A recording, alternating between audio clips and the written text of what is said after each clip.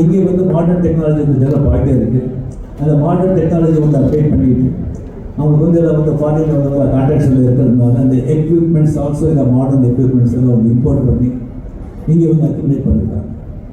அது மட்டும் இல்லாமல் அவங்க வந்து கம்ப்ளீட்டாக கொலாபரேட் பண்ணி லண்டனில் ஆஸ்திரேலியாவில் இருக்கிற ஹாஸ்பிட்டல் பெரிய பெரிய ஹாஸ்பிட்டலில் வந்து அவங்களுக்கு ஒரு நல்ல ரிலேஷன்ஷிப் இருக்கிறதுனால அங்கே இருக்கிற டாக்டர்ஸும் வந்துட்டு இங்கே வந்து அவங்க வந்து சர்வீஸ் பண்ணுறாங்க, வந்து ப்ராக்டிஸ் பண்ணுறாங்க, வேலை பண்ணுறாங்க.